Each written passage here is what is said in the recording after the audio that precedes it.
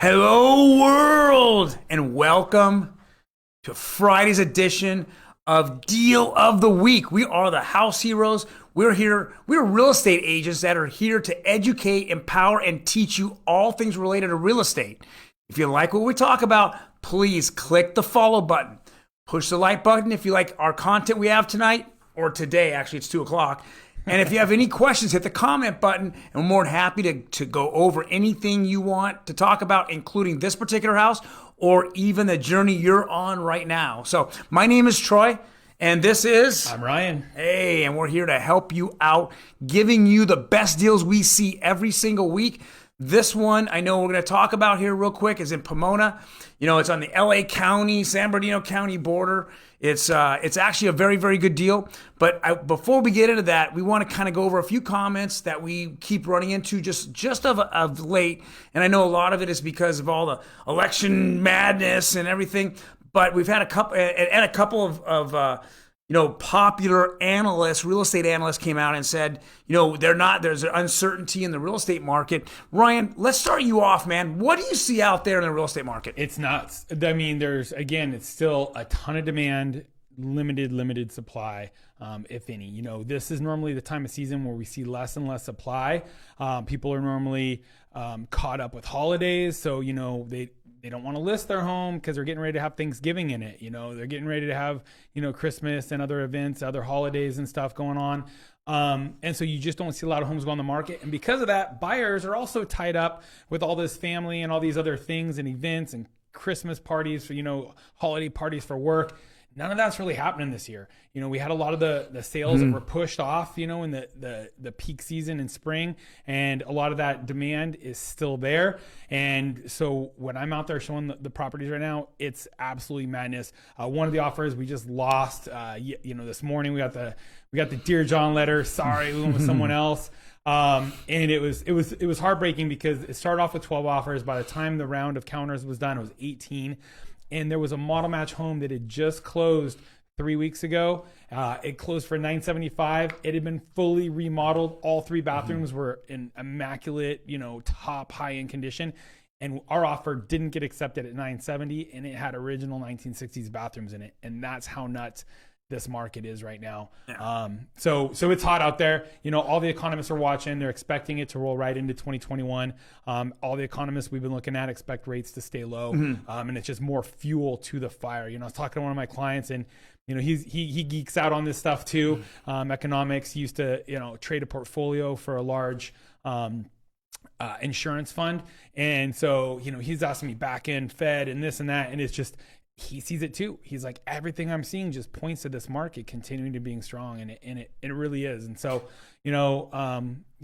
short of some unforeseen, tragedy, and I really just don't see anything. Act of God, terrorism, something crazy like that. I just don't see anything changing in this market. And so when we talk about this market, we're talking about Los Angeles, San Bernardino. We're talking about Southern California. Yep. Though I know that all of our constituents and our connections across the United States, as well as in Northern California and Central California, they're saying the same thing. There's just an overabundance of buyers and a low supply of actual homes. And I know that I'll say this much before we kind of move on to the deal of the week, that the more and more properties are hitting the market, are what we're seeing are the tragedies of COVID and how some renters are not making payments, and some of those owners, those investors, are now putting their homes on the market, and they're putting their homes actually at a discount.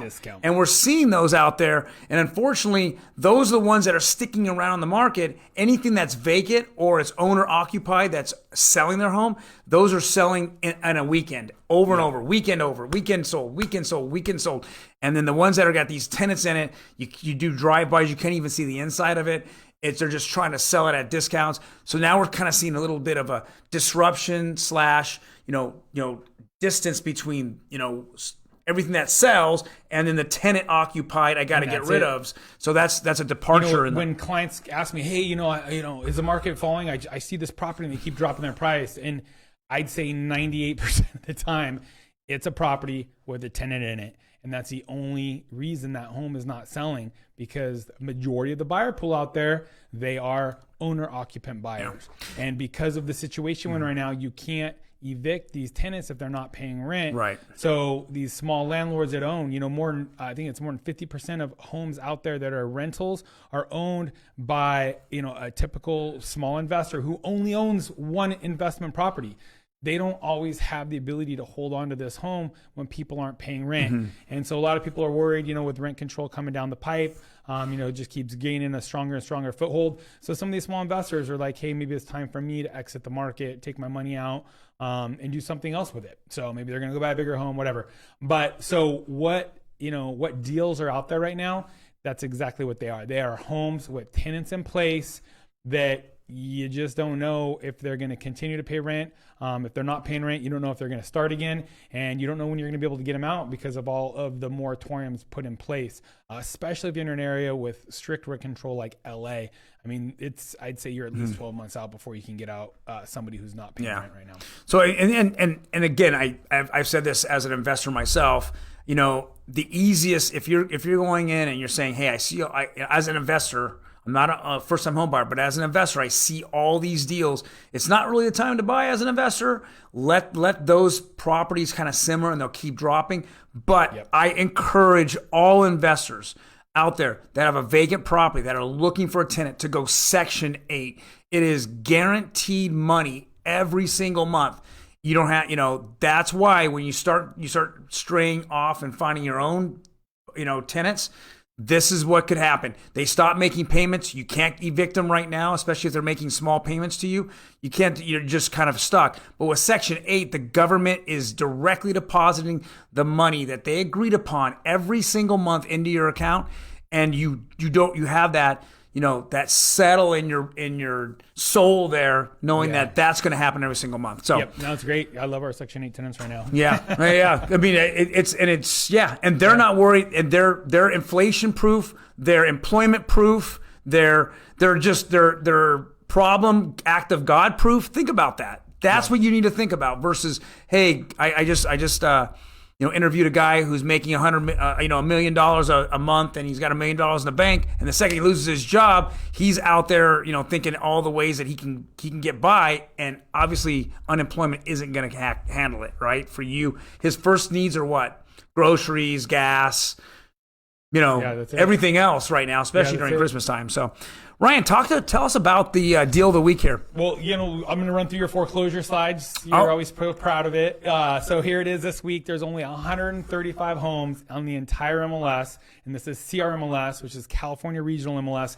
It covers predominantly Southern California, but it does cover up into Northern California as well. Mm-hmm. So over the, if I had to just guess off the top of my head, there's probably 17,000 active, listings in it right now. And you got 135 that are bank-owned, foreclosed. So that's just nuts. That's practically nothing. That's nothing.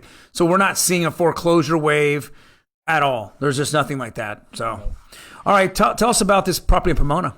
So this is going back to my hood, P-Town right here. It's College, Cal Poly, Pomona. I lived in, pretty close to here actually.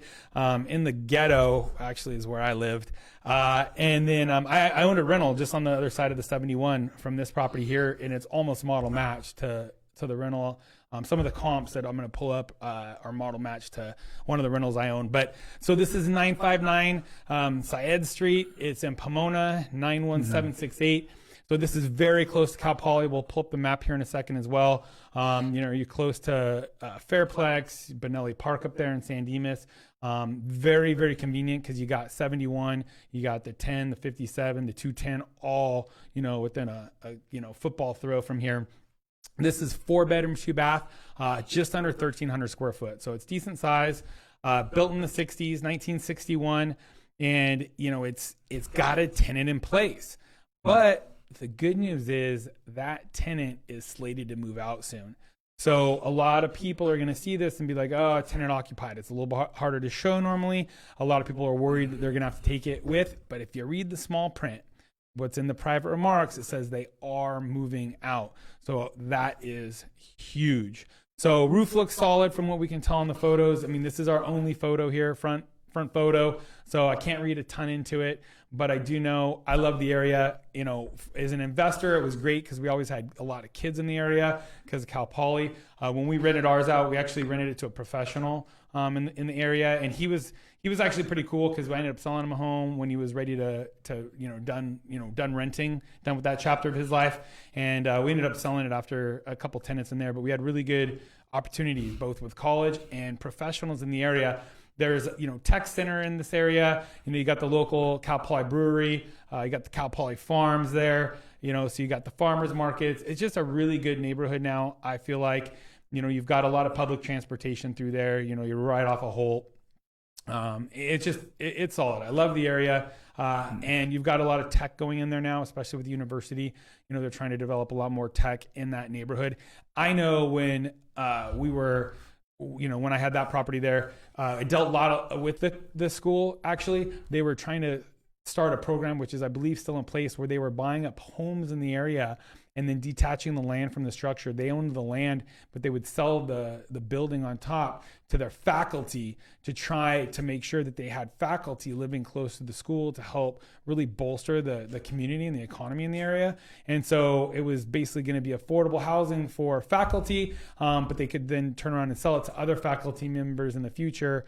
And so I know they were really doing a lot of that. They're buying up a lot of the area right now, and have been for quite some time. So for me, it's solid property. I think, it's going to keep, adding demand in the area, and it's just solid. What's your take on it, Troy? So a couple things. One is that if you go, and it doesn't say it anywhere on the listing. So if you go on to Zillow, or this was actually sent to you by your real estate agent as an MLS auto search, it doesn't really say a whole lot in the listing itself. It just says, hey, it's a good area, it's a nice home, yada, yada. But really the gem part of this property is the private remarks that every realtor sees. And this is very, very important when you're out there looking at it. And this is actually, I'm going to read what it says. It says, tenants are living at home. Showings will not be available until after tenants leave on December 15th.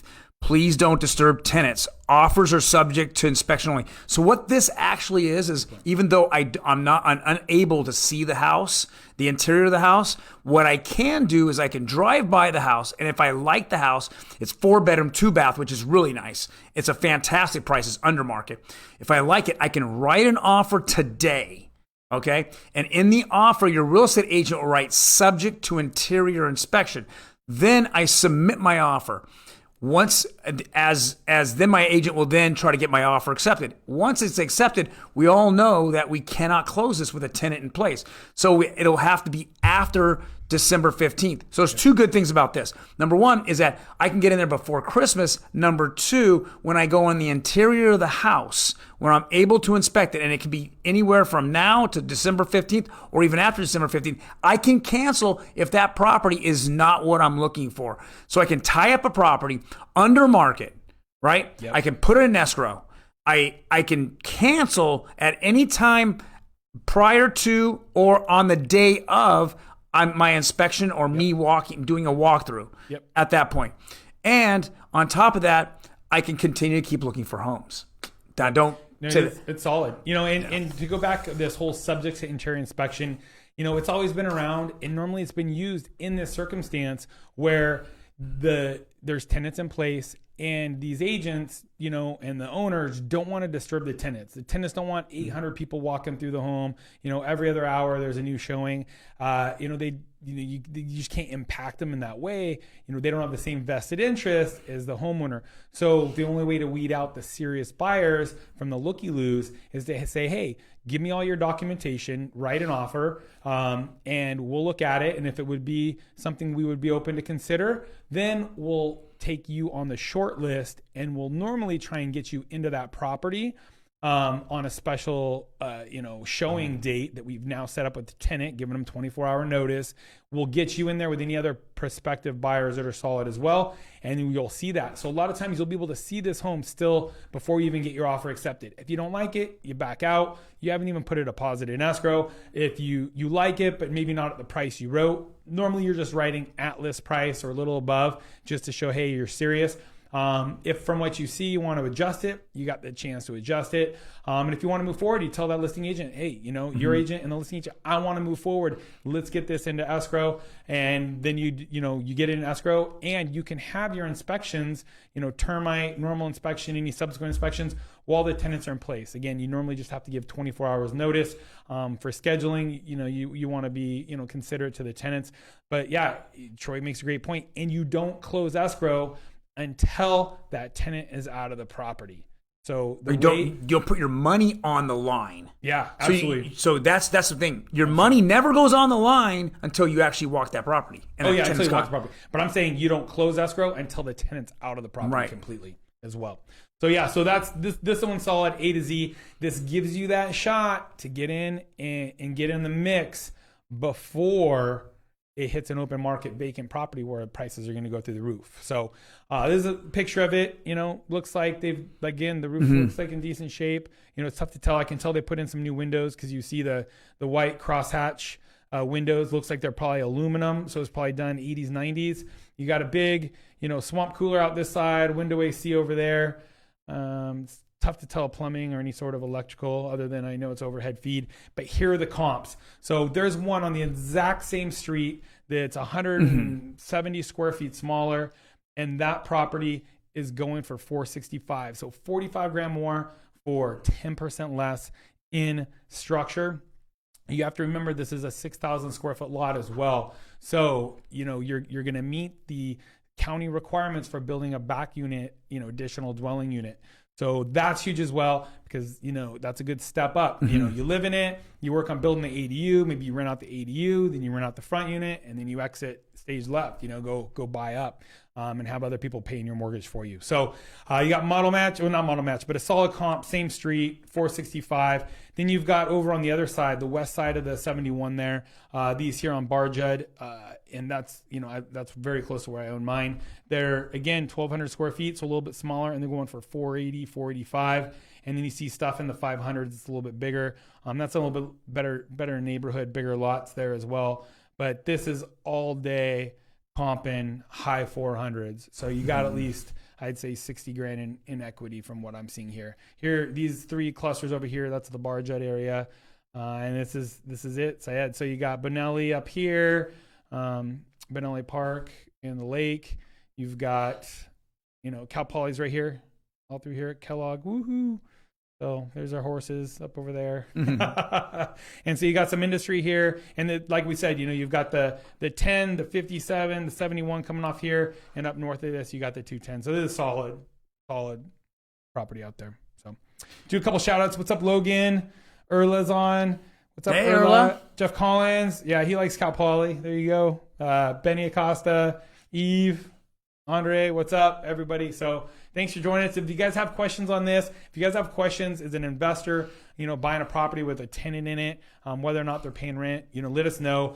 There are some good opportunities. When people are saying, hey, what opportunities are out there right now? Honestly, the only opportunities are if you've got a long horizon for a return, and you don't need somebody paying rent right off the bat. Like if you need to park money, there are some great opportunities in these properties where investors have to dump them. We've seen stuff going over 100 grand under market because investor needs out, tenant's not paying rent, and they just don't have the time to wait around until they can get that tenant out and get rent. But for 100 grand, you can hold that property a long time before you're going to take a hit by buying it. Yeah. Well, fantastic. Well, thank you for joining us on a Friday afternoon. Hope everybody has a great rest of Friday and a good weekend. We'll be back, not next Friday, because next Friday is going to be Good Friday. Everyone's going to be out there going crazy, but we'll see you in 2 weeks.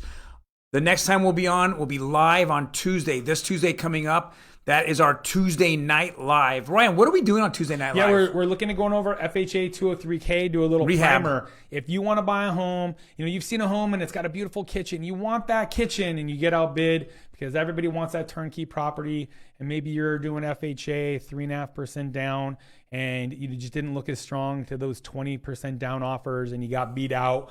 But you want that new kitchen. You want to be able to have your white shaker cabinets and your quartz counters. But all that you can really get into is a dated home or maybe something that needs, it's completely torn up, there is an opportunity for you. It's called a renovation loan. You go in, you buy the home, and the lender sets aside a stack of cash for your contractor to do those repairs. So you can pick out your colors, you can pick out your cabinets, you can pick out your flooring, you can do structural repairs, new roof, whatever that home needs to be turnkey for you.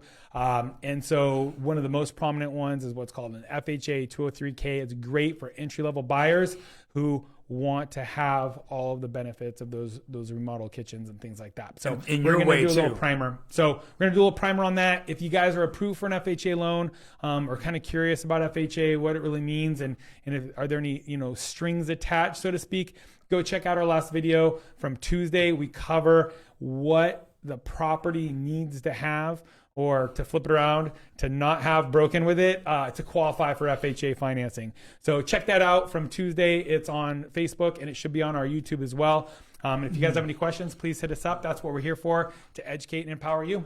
So thanks for joining us. Thank you very much. Take care. What's up, Roxy? Bye.